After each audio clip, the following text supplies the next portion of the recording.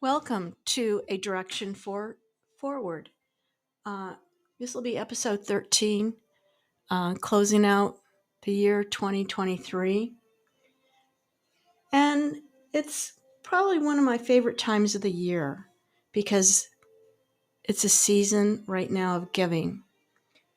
Everyone seems to be a little more generous and charitable now around Christmas time. Although the spirit of giving can abound this time of year, the spirit of meism can quickly sneak in if we're not careful. So I'm going to go over a couple of things about how to light a spark. Also, I'm going to talk about the greatest gift, how we can spoil ourselves, self-care, give joy, and then I'll just wrap it up. So some of the many activities that you can do require little or no money. One is deliver cookies to the employees at a fire station, police station, or hospital on Christmas Day. Choose a child's name of giving a tree and pick out the gift together as a family. Recruit several families and adopt a nursing home. Buy a simple gift for each resident, lotion, slippers, throw blankets, and arrange a time to deliver the gifts. Send Christmas cards to military personnel overseas. Deliver a baked good to your neighbor. Leave a Christmas card and perhaps a little treat in your mailbox for the mail carrier. Go caroling at a nursing home. Ring bells for the Salvation Army. Host a Christmas dinner for the widows and widowers at your church or one of your clubs. Take balloons or small gifts to the children's ward of your local hospital. You might not be able to deliver them yourself due to privacy policies, but you can ask the nurses if you can deliver them or ask permission of the parents who happen to be present at the time. Go to the grocery store together as a family and pick up a few items for your local food pantry. And clean out your coat closet and take your old coats to a local shelter. These are some ways that you can give and light up a spark for little or no money. It brings me to the greatest gift, love. Love is the greatest gift. It's that time of the season when the pressure is on to buy the perfect gift for your better half or your significant other or your friends or family. If you're like many of us, you probably have bought yourself a gift and handed it to your spouse to wrap for Christmas. This year, rather than wrapping up something to collect dust, consider learning to speak a new language, your partner's love language. I suggested this to a recent friend of mine. She's a little bit older than me and was going out on a date for the first time with someone that I had met I thought would be a good fit for them. And I suggested, instead of talking about the normal things, to bring this up in a conversation. I don't think she did it, but that's okay. Anyway, it's Dr. Gary Chapman, who is a best-selling author, counselor, and speaker, realized that some of his clients were trying all the right ways to show their partner love, but they were speaking the wrong language. So he started the 5 languages of love. And that theorizes people tend to give love in the way they prefer to receive love. I think that this is a really good way of reconnecting, with someone if you've been with them for a while, or, like I suggested to my friend, if you're meeting someone for the first time. This, in a roundabout way, lets you know what is important to them, and you're also letting them know what's important to you. So the 5 languages of love are: one, words of affirmation, and that is using words to affirm other people. For those who prefer the words of affirmation language, hearing "I love you" and other compliments like "how you look nice," "gee, I'm so happy to be with you today," are what they value the most. Words hold real value within this language. Quality time. That's the second one. This language is about giving the other person your undivided attention. Distractions, postponed dates, or the failure to listen can be especially hurtful to those individuals. Being there for them is crucial. Third one, receiving gifts. Dr. Chapman says for some people, what makes them feel most loved is to receive a tangible gift. This doesn't necessarily mean the person is materialistic, but a meaningful or thoughtful present makes them feel appreciated.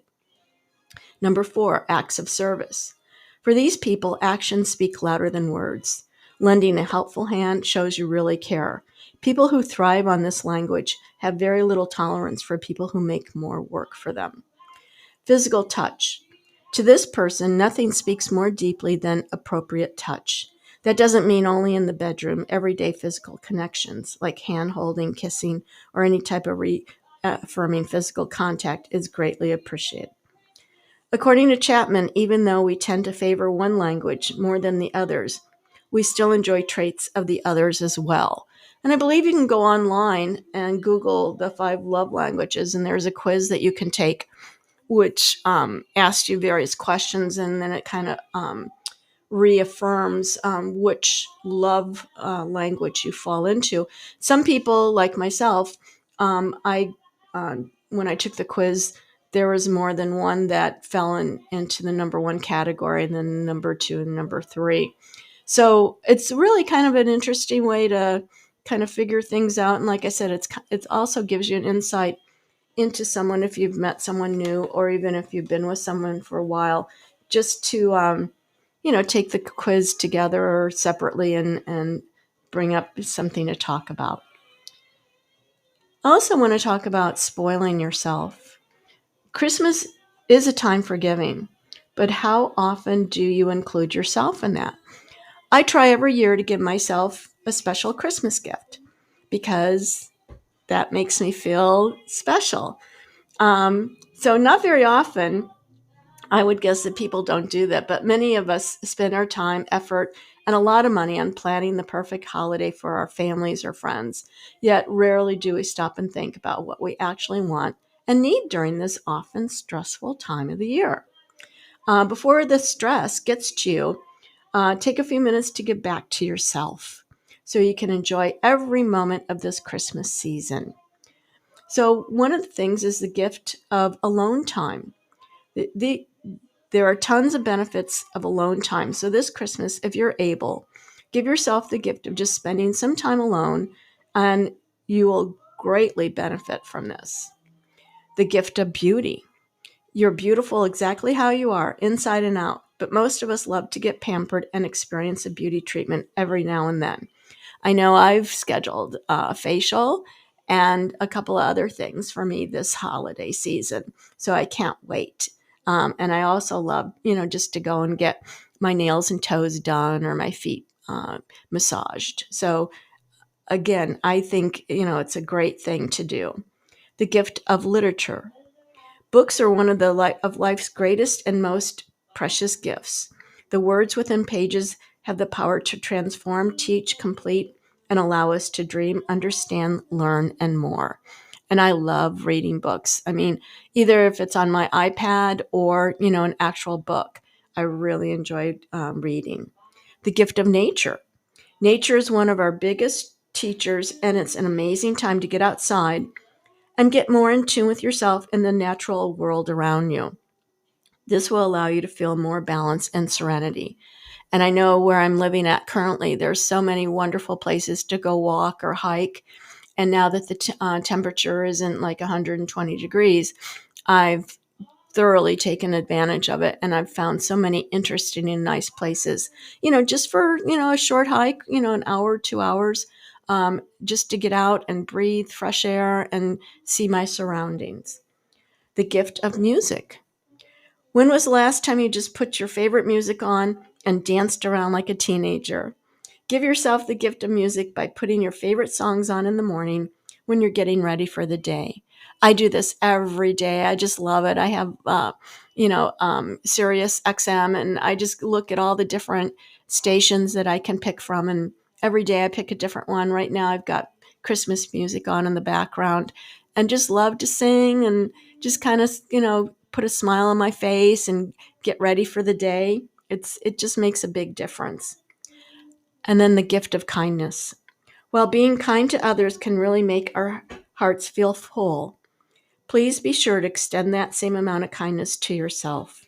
Watch how you're talking to yourself. Give yourself a break when you need one. Say no to something you don't want to. No is okay to say. You don't have to overstress. You don't have to overdo it. It's okay to say no. And that brings me to self-care. The holidays usually are a busy time of the year filled with cocktail parties, nights out with friends, and family gatherings. Just this last week, I had 3 parties that I went to. And let me tell you, by the third one, I was beat. Um, just because your schedule seems a little more full than usual doesn't mean you have to kiss your healthy lifestyle goodbye. The reality is maintaining the healthy habits throughout the holidays is doable with a little flexibility. And ultimately, of course, it comes down to making a choice. Sure, you would thoroughly enjoy that third cookie, but do you really need it? Or you stayed out too late last night, so you'll just go ahead and skip your morning workout. Do something every day just to move. That's exactly what I do. Instead of trying to get to the gym daily, focus on doing at least one thing every day to get you moving. This could be going for a walk or trying out new and fun fitness class with a friend. Focus on nutritional choices. Have you ever eaten so much that you make yourself feel sick? I think we all do at this time of the year. It's just kind of one of those things. You just see all those wonderful appetizers and you just can't help but graze for 2 or 3 passes. Instead of seeing just how high you can stack your plate with yummy, yummy goodness, take a look at the holiday spread and decide on just a few select items that you want to try first. You can always go back for more, but chances are you'll be satisfied with the foods you choose. Savor your foods. We've all heard of mindful eating, but put it into practice this holiday season by engaging all 5 senses when eating that delicious slice of pumpkin pie or forkful of green beans. Being mindful of what you are eating forces you to slow down, allowing your body to process and digest your foods better. And then eat before you go. This is really good. Having a healthy snack before heading out the door to get to the next holiday festivity can help prevent overeating once you're there. Have you ever gone to a party just completely ravenous, hungry, and ended up eating cheesy dip, Chex Mix, and cookies, wondering why you're just not feeling full? Well, because those things aren't as nutritionally satisfying as that apple or the turkey sandwich you could have had before you left. So self-care, this is very important, not only at this time of the year, but throughout the year. And some of these ideas are really good to practice and have and do. Let's also talk about inspire and inspire by giving joy. I'm just going to do a few quotes from people and then I'll wrap it up. This one is from William Arthur Ward. The more generous we are, the more joyous we become. The more cooperative we are, the more valuable we become. The more enthusiastic we are, the more productive we become. The more serving we are, the more prosperous we become. And this one is Francesco Guarniardi. The return we reap from generous actions is not always evident. And then here's another one from Rachel Corgi. We should be inspired by people who show that human beings can be kind, brave, generous, beautiful, strong, even in the most difficult circumstances. And one other one, Orson Swett Martin. We must give more in order to get more. It is the generous giving of ourselves that produces the generous harvest. Give joy, everybody. Inspire into it. Give joy. So, again, this is one of my favorite times of the year. I admit I may be one of those few who loves putting out decorations, purchasing gifts, planning meals, and attending parties or giving parties. I love it so much. It's a special time in the year because it's when we focus the most on loving and giving to those who make our lives so special. For many, the holidays are celebrated with football, food, friends, family, and faith. For others, the season is a difficult reminder of loss and loneliness. My hope is as you're preparing for your holiday gatherings, you won't forget to keep an eye out for those who might need an extra dose of encouragement or an invitation to celebrate with your family and friends.